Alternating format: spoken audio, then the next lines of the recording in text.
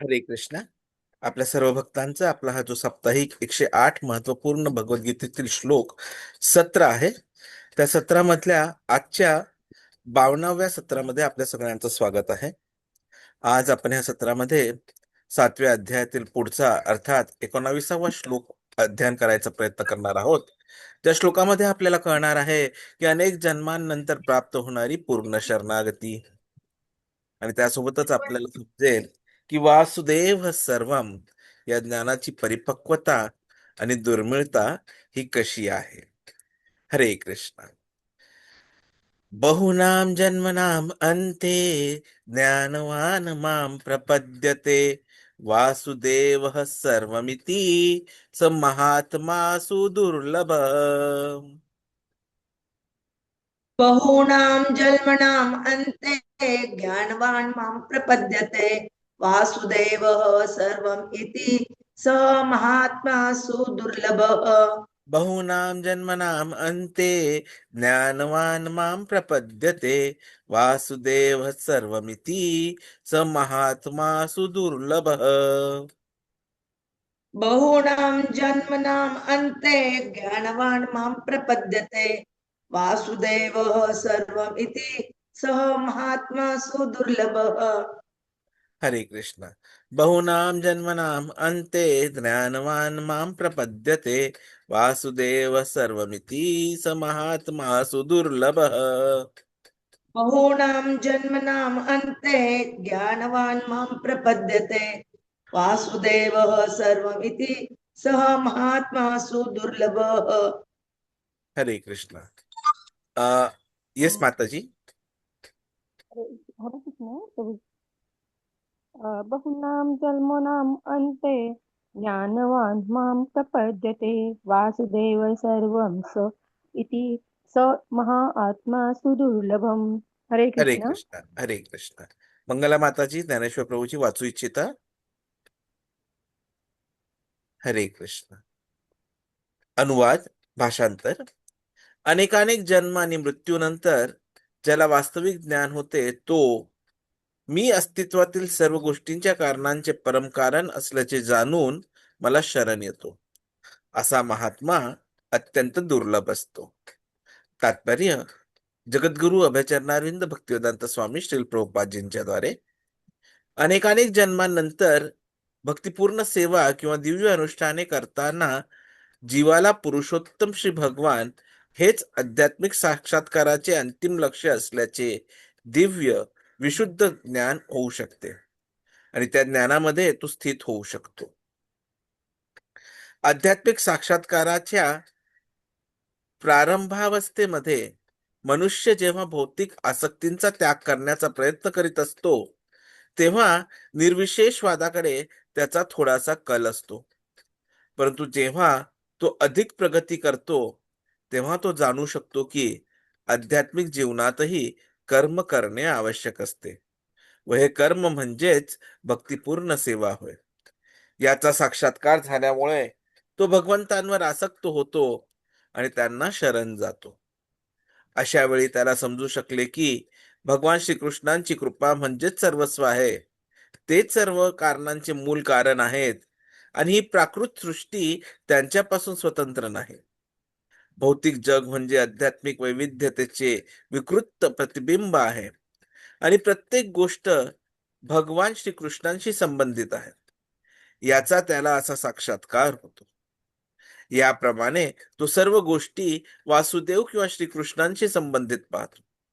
अशी वासुदेवमय सर्वव्यापी दृष्टी झाल्यावर तो भगवान श्रीकृष्णांना जीवनाचे परमलक्ष्य मानून पूर्णपणे शरण जातो.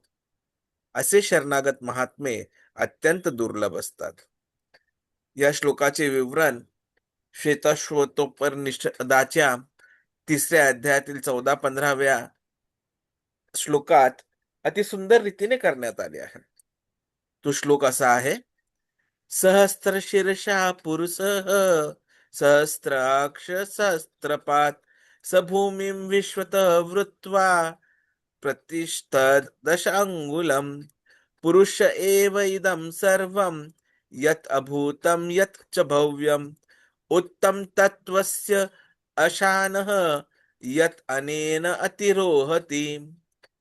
छांदोग्य उपनिषदामध्ये बरे 5व्या स्कंदातील पहिल्या अध्यायातील 15व्या श्लोकातही म्हटलंय, न वै वाचः न चक्षुषी न श्रोत्राणि न मनांसि इति अचक्षते प्राण इति एव चक्षते प्राणः हि एव एतानि सर्वाणि भवन्ति.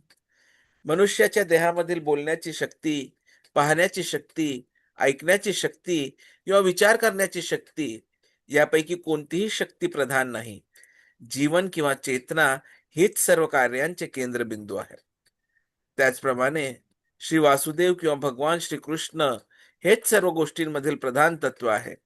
या देहामध्ये बोलण्याची शक्ती, ऐकण्याची शक्ती, मानसिक कार्य करण्याची शक्ती इत्यादी शक्ती आहेत. पण या शक्ती जर भगवंतांशी संबंधित नसतील तर त्यांना काहीच महत्व नाही. वासुदेव हे सर्व व्यापी आणि सर्व काही असल्यामुळे भक्त पूर्णपणे ज्ञानाने युक्त होऊन त्यांना शरण जातो. याचा संदर्भ आहे श्रीमद भगवद्गीता 7व्या अध्यायातील 17 आणि 11व्या अध्यायातील 40वा श्लोक. ओम अज्ञानतिमिरान्धस्य ज्ञानाञ्जनशलाकया चक्षुरुन्मिलितं येन तस्मै श्रीगुरवे नमः. श्रीचैतन्यमनोभीष्टं स्थापितमेन भूतले स्वयं रूप कदा मह्यं ददाति स्वपदान्तिकं. वन्देऽहं श्रीगुरोः श्रीयुतापदकमलं श्रीगुरून् वैष्णवां च. श्रीरूपं साग्रजातं सहगण रघुनाथान्वितं तं सजीवं साद्वैतं सावधूतं परिजनसहितं कृष्णचैतन्यदेवं श्रीराधा कृष्णपदान् सहगण ललिता श्रीविशाखान्वितांश्च. नमो ओं विष्णुपदाय कृष्णपृष्ठाय भूतले श्रीमते भक्तिवेदांत स्वामी निति नामिने. नमस्ते सरस्वती देवे गौरवाणी प्रचारिणे निर्विशेष शून्यवादी पाश्चात्य देश तारिणे. नमो विष्णुपदाय कृष्णपृष्ठाय भूतले श्रीमते राधानाथ स्वामी निति नामिने. वाञ्छाकल्पतरुभ्यश्च कृपा सिन्धुभ्येव च पतितानां पावनेभ्यो वैष्णवेभ्यो नमो नमः. जय श्री कृष्ण चैतन्य प्रभु नित्यानंद श्री अद्वैत गदाधर श्रीवासादि गौर भक्त वृंद. हरे कृष्ण कृष्ण कृष्ण हरे हरे, हरे राम राम राम राम हरे हरे. हरे कृष्ण कृष्ण कृष्ण हरे हरे, हरे राम राम राम हरे हरे. हरे कृष्ण कृष्ण कृष्ण कृष्ण हरे हरे, हरे राम राम राम राम हरे हरे. हरे कृष्ण. हरे कृष्ण. तर आपल्या भक्तांचं परत एकदा स्वागत आहे. भगवद्गीतेच्या या 7व्या अध्यायात श्रीकृष्ण भगवंत विविध प्रकारच्या जीवांची स्थिती स्पष्ट करतात.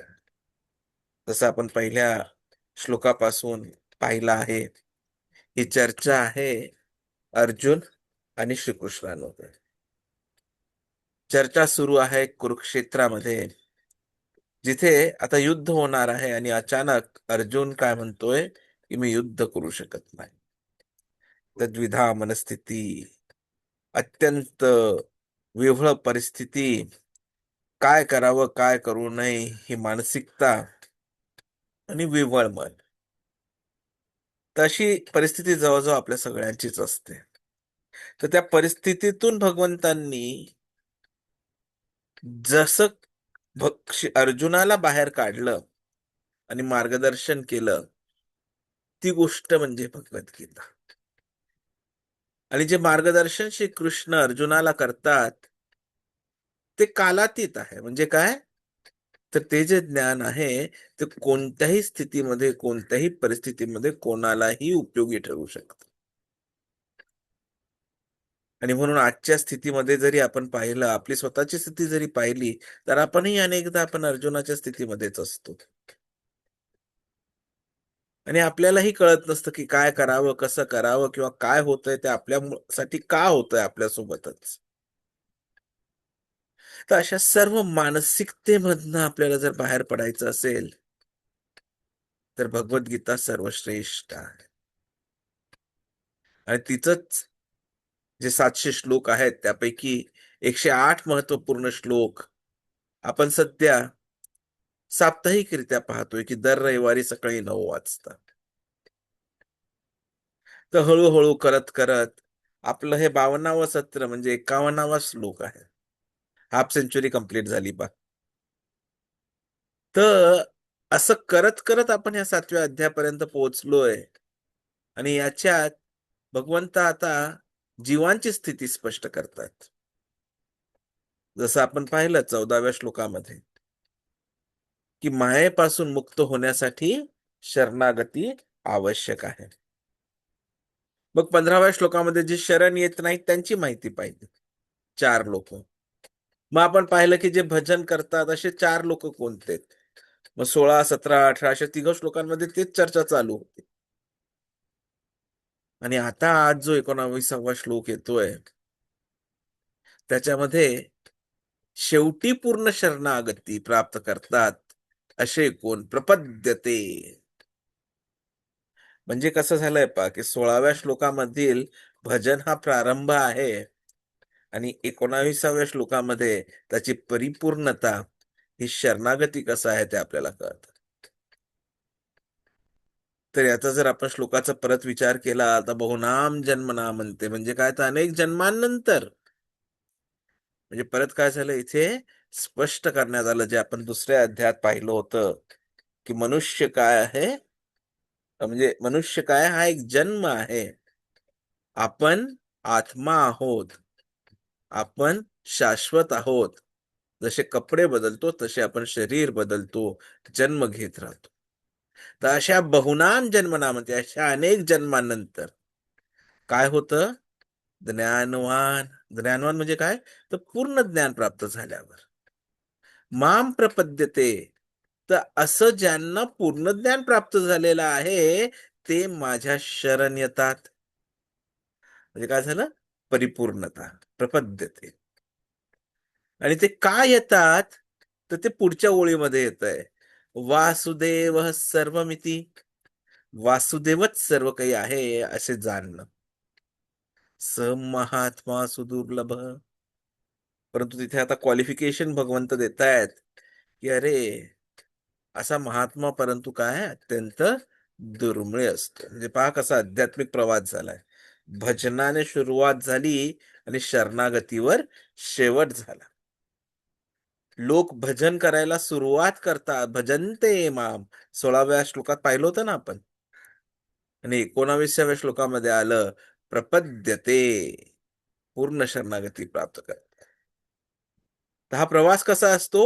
हा प्रवास काही क्षणांचा नाही, काही दिवसांचा नाही, काही महिन्यांचा नाही, काही वर्षांचा नाही, तर अनेक जन्मांचा असू शकतो. परंतु जर कृष्णाची कृपा झाली तर तो काही क्षणांचा सुद्धा असू शकतो, काही महिन्यांचा सुद्धा असू शकतो. परंतु अनेक जन्मांचा का. कारण काही जण साधारणपणे भक्ती करतात आणि काही जण तीव्र आणि एकाग्र भक्ती करतात. तर तीव्रता जितकी जास्त तितकी प्रगती जलद होऊ शकते.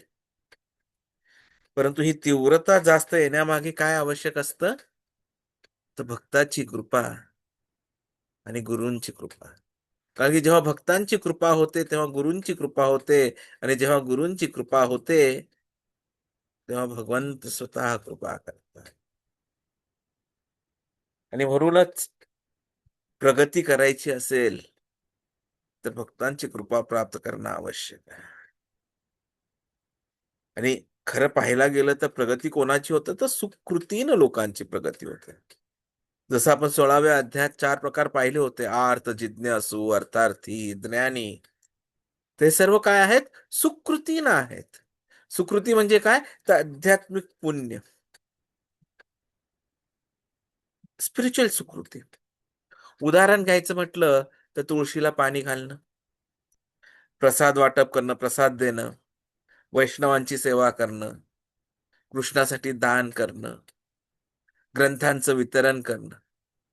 तर भलेही तुम्ही जाणीवपूर्वक करा किंवा अजाणतेपणे करा. ह्या सर्व काय झालं, त्या सुकृती झाल्यात. आणि याचा परिणाम काय होतो, की ह्या सुकृतीमुळे मनुष्य कृष्णाकडे आकर्षित होतो आणि भजन सुरू करतो. हरे कृष्ण कृष्ण कृष्ण हरे हरे, हरे राम राम राम हरे हरे. सुरुवात परत पाहून घ्या. आपण काय केलं, भक्तांच्या संघामध्ये आलो, श्रवण केलं, श्रवण केल्यानंतर सुकृती करायला सुरुवात केली. सुकृती केल्यामुळे भजनाविषयी आपल्याला आनंद निर्माण झाला. आपण भजन सुरू केलं आणि भजन सुरू केल्यामुळे काय होतं, की आपलं कृष्णाप्रती आकर्षण वाढतं. आणि जेव्हा हे आकर्षण वाढतं, तेव्हा आपण अधिक शुद्धतेकडे वळतो. आणि एक दिवस येतो, की जेव्हा हृदय शुद्ध होतं आणि मग कृष्ण काय करतात, स्वयमेव स्फुरते वदः. आणि त्याच्यानंतर मग आपल्याला मिळतं ते आहे खरं ज्ञान. आणि याची पूर्णता कशामध्ये येते, शरणागती. तर प्रश्न मग असा पडतो, की ज्ञानवान कसं बनता येईल. कारण की ह्या श्लोकामध्ये भगवंत काय बोलले, ज्ञानवान माम प्रपद्यते. ज्ञानवान बनणं आवश्यक आहे. तर ज्ञानवान कसं बनता येईल, तर आचार्य त्याच्याविषयी सांगतात, की अनेक जन्मांतील भक्तीमुळे एक दिवस असा येतो जेव्हा आपल्याला समजतं, की मी कृष्णाला का पूर्णपणे स्वीकारलं नाही. आणि मग आपल्याला आपली चूक कळते, की नाही, आपण खूप मोठी चूक केली आहे. आपण आत्मा आहोत, आपण भगवंतांचे अंश आहोत, आपण अणु आहोत, भगवंत विभू आहेत. भगवंत आणि माझ्यातील संबंध शाश्वत आहे, की मी भगवंतांचा नित्य दास आहे. जीवेर स्वरूप है कृष्णेर नित्य दास. आणि जेव्हा हे समजतं, तेव्हा त्या ज्ञानाचा सार आपल्या समोर येतं. वासुदेव सर्वमिती. आता वासुदेव सर्वम इथे आलाय, तर याचा खरा अर्थही समजणं आवश्यक आहे. याचा अर्थ काय होतो, की वासुदेवच सर्व काही आहे, त्यांच्यापेक्षा उच्च काहीही नाही. थोडस मागे जर आपण गेलो, ह्याच अध्यायातील, आता हे तुमच्यासाठी होमवर्क आहे, if possible please do it. शक्यता असेल तर तुमच्या सगळ्यांकडे भगवद्गीता असणारच आहे. तर ह्याच अध्यायातील 7व्याच अध्यायातील 7वा श्लोक परत एकदा वाचून पहा. कृष्ण त्याच्यामध्ये काय म्हणताय, मत्तः परत्तरम, मत्तः परत्तरम नान्यत किंचित अस्ति धनंजय, मयि सर्वमिदं प्रोतम सूत्रे मणिगणाईव. तर अर्जुनाला ते सांगतायत, की हे अर्जुना, माझ्यापेक्षा श्रेष्ठ सत्य काहीही नाहीये. सर्व काही माझ्यावर अवलंबून आहे. जसं एखाद्या माळेमध्ये धाग्यावर मणी असतात ना, आणि मणी त्या धाग्यावर अवलंबून असतात, तसंच सर्व जग जे आहे ते माझ्यावर अवलंबित आहे. तर महत्वाचा मुद्दा काय आहे, की हे पॅन्थिझम नाहीये. सर्व काहीच देव आहे, हे महत्वाचं आहे. तर योग्य समज काय आहे, की देव सर्वत्र आहे, परंतु सर्व काही देव नाही. कारण आपण आत्मा आहोत, आपण अणु आहोत. कृष्ण विभू आहेत. ही इज अद्वितीय. त्यांच्यासारखं दुसरं कोणीही नाही. आपण प्रल्हाद महाराजांचं उदाहरण घेऊ शकतो. हिरण्यकशिपूंनी विचारलं, विष्णू कुठे आहे तो. प्रल्हाद म्हणाले, सर्वत्र आहे, ह्या खांबातही आहे. आणि भगवंतांची कृपा पहा की ते भगवान नृसिंह खांबातून प्रकट झाले. तर मुद्दा काय, की प्रल्हादाने खांबाची पूजा केली नाही, त्यांनी नरसिंह देवांची पूजा केली. तर वस्तू पवित्र असू शकते, पण पूजेचा अंतिम विषय कृष्णच आहे.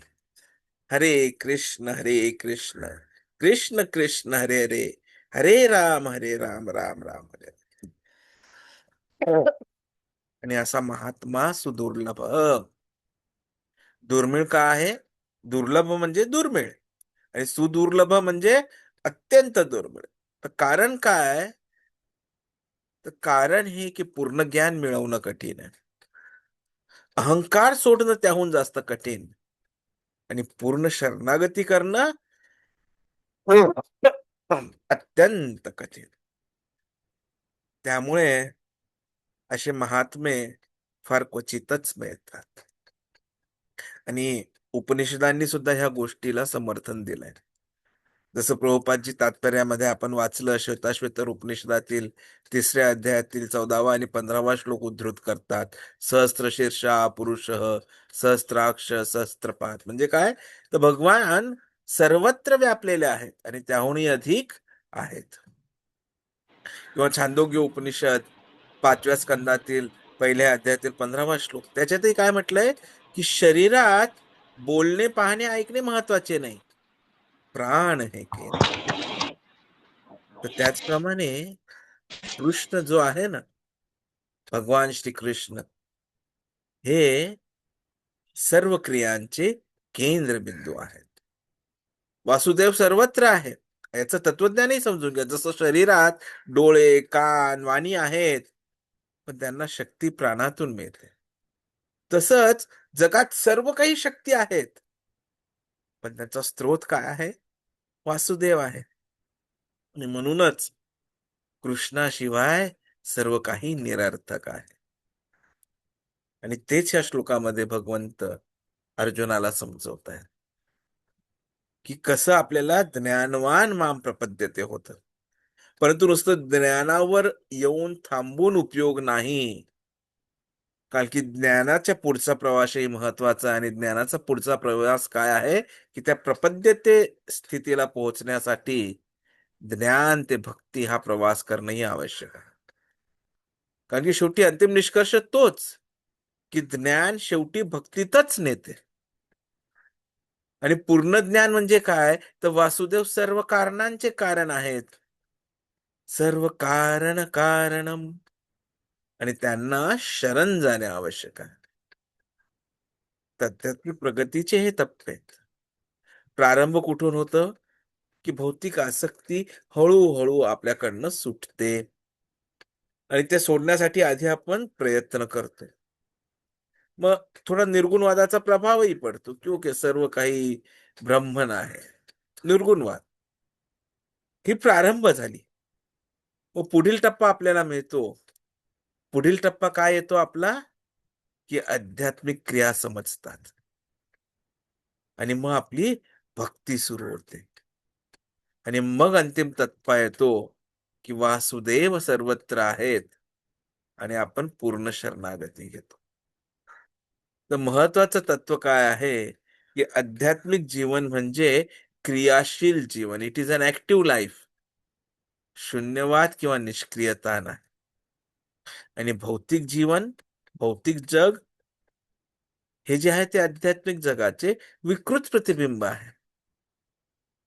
त्यामुळे आपण जे काही सुकृतीनं करतो, सुकृती करतो, त्यांचं अंतिम गंतव्य काय असतं, तर आपल्याला आध्यात्मिक सुख अवलंबायचं असतं. तर आर्त जिज्ञासू अर्थार्थी ते अनेक जन्म भौतिक सुख अनुभवतात, आणि नंतर शेवटी त्यांना त्याची निरर्थकता समजते. आणि नेमकं त्याच क्षणाला भगवंत कशी कृपा करतात पहा, की आपल्याला साधू संघ प्राप्त होतो, आणि साधू संघाने मग ते ज्ञानवान बनतात, आणि कृष्णाला शरण जातात आणि शेवटी कृष्ण प्राप्ती होते. तर असा हा प्रवास सतत निरंतर जो आहे तो चालू राहतो. आता हे आपल्या हातात आहे. आज आपल्याला भगवद्गीता ऐकायला मिळाली, कृष्ण हा शब्द आपल्याला ऐकायला मिळाला, ते आपलं सौभाग्य आहे. की इथे जसं कृष्ण म्हणाले, की बहुनाम जन्मनाम अंते आणि सुदुर्लभ. तर आपले ते बहुनाम जन्मनाम अंते झालंय पहा. आज जर आपण ऐकतो एकमेकांना, ह्या मीटिंग मध्ये म्हणा, ह्या क्लासमध्ये म्हणा किंवा युट्यूबवर म्हणा, तर आपले ते बहुनाम जन्मनाम अंते झालेले आहे. आता आपल्याला ज्ञानवान माम प्रपद्य ते करायचंय. मग त्यासाठी काय करायला पाहिजे? तर त्यासाठी प्रभुपादजी आपल्याला समजवतात, की सगळ्यात महत्वाचं, जसं आपण आता थोड्या वेळापूर्वी पाहिलं, की सर्व सुख भोगायच्या आता पलीकडे जर जायचं असेल, तर आपल्याला काय हवंय? साधू संघ. म्हणजे भक्तांच्या संघामध्ये यायला पाहिजे. त्यासाठी आपण रोज सकाळी 7:30 वाजता हिंदीमध्ये भागवतम आणि संध्याकाळी 7:30 वाजता हिंदीमध्ये भगवद्गीता आणि रात्री 8 वाजता इंग्लिशमध्ये भागवतमचा अभ्यास करत असतो. आणि जेव्हा आपला हा सत्र 108 सत्र पूर्ण होतील, त्याच्यानंतर आपण दैनंदिन भगवद्गीता प्रत्येक श्लोक करणार आहोत. तर भक्त संघ आपोआप येईल आपल्याला. जमलं तर हप्त्यातून एकदा आपल्याला मंदिरात यायला पाहिजे. विग्रहांचे दर्शन घ्या, भक्तांच्या संघात राहा, प्रसाद सेवन करा. दुसरं आहे ग्रंथांचं पठण, की भगवद्गीता घरामध्ये असेल तर रोज एक श्लोक न चुकता वाचा. तिसरं आहे जप करायला सुरुवात करा, कारण की कलियुगाचं हे युगधर्म आहे. तर एक माळा जप सुरू करा, हळूहळू वाढवत जा. भगवंत आपोआप तुम्हाला योग्य ठिकाणी घेऊन जातील. जेवण करताना कधी आधी भगवंतांना जेवण बनवल्यावर भगवंतांना द्या आणि त्याचा प्रसाद म्हणून स्वीकार करा. विग्रहांची सेवा करा आणि हळूहळू आपला प्रवास चालू होईल. तर आजच्या ह्या श्लोकाचा निष्कर्ष काय? तर हा 19वा श्लोक आपल्याला शिकवतोय, की भक्तीचा प्रवास हळूहळू परिपक्व होतो. कधी-कधी अनेक जन्मांनंतर पूर्ण ज्ञान प्राप्त होते. त्या ज्ञानाचा सार आहे वासुदेव सर्वम आणि त्या ज्ञानाचा परिणाम आहे पूर्ण शरणागती आणि अशी महात्मा दुर्मिळ असतात. कोणतीही सुरुवात असो, जसं आपण 16व्या श्लोकात पाहिलं, शेवट एकच आहे आणि ती आहे कृष्ण शरणागती. म्हणून आपणही या मार्गावर चालत राहिलो तर एक दिवस आपणही म्हणू शकतो, वासुदेव सर्वमिती. हरे कृष्ण. दंडवत